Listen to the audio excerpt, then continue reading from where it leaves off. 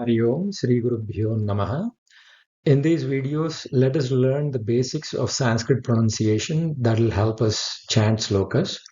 And the most important thing in these videos will be how the Sanskrit letters and alphabets will be converted into English for the transliteration and how they can be pronounced. In this video, we are going to cover the vowels, the consonants. In the consonants, we're going to talk about Alpa Prana and Mahaprana, and we're also going to look at the short vowels and the long vowels. So let's get started. So first, we are going to discuss about vowels.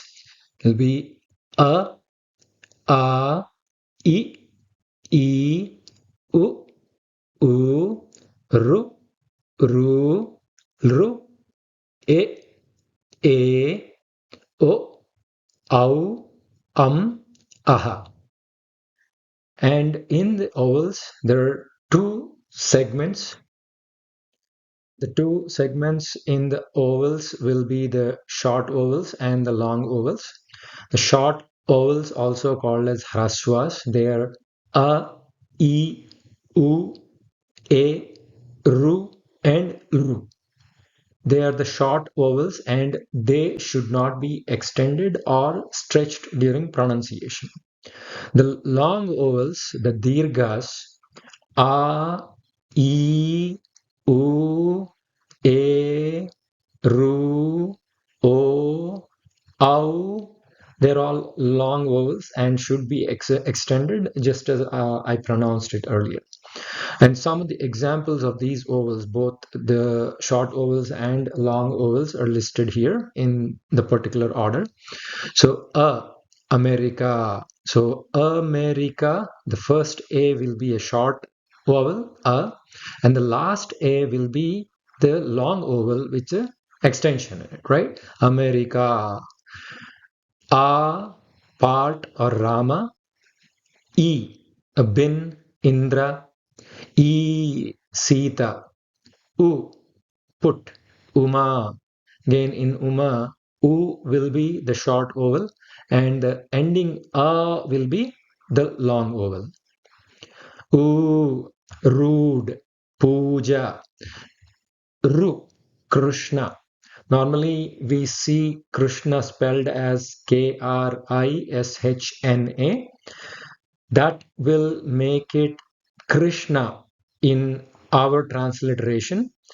The actual letter in Sanskrit, it is K and Ru and Sha and Na together. So it is Krishna. So that's why we use the capital K, capital R and U, which will be the Ru, Krishna. And A, which will be the bell or pen. A, Shweta. O, bold. Au, pounds, sound, Saumya. Slokam. Aha, Ramaha, Shivaha. So these are the vowels and some examples of the usage of the vowels. The most important thing to note is how the capitals come into play here. Sometimes you will see capitals before the names of gods or names of people, but mostly when the capitals are there, identify the difference between the short and the long vowels there. So because that is how the Sanskrit is translated to English letters. Now we are going to discuss the consonants, and I'm going to say these consonants from left to right, one row after the other. From the top, k, kh, g, gh, nya, ch, ch, j, jh, nya, t, th, d, dh, na, t, th, d, dh, na, p, p, b, bh, ma, ya, ra, l, v, s, sh, s, h, ksha. So those are the full set of consonants. Now there are two categories in consonants. One is the Alpa Prana and the other is the Mahaprana. So if you take the example of Ka and Kha, so the lighter pronunciation letter K is the Alpa Prana, and the heavier pronunciation with the puff of air when you're pronouncing the letter K, that is called the Mahaprana. And the main important thing, two important things to identify here is the actual pronunciation, the difference between the two letters K and K, and also the representation of these letters in English. If you're reading the text of the sloka in Sanskrit or in Telugu or in Hindi or in any other languages which have individual letters for each Sanskrit letter, so all of these letters will have its own representation by a single alphabet. But in English, we have to combine multiple letters to bring about this sound. So, for example, the K is represented as KA small letters, and H is represented with KHA. So, it is important to identify that difference, and with practice, as you see those letters, you will see what the pronunciation is and what letter the sloka is trying to represent in that particular position. So, a quick look at the Alpa Pranas and Mahapranas.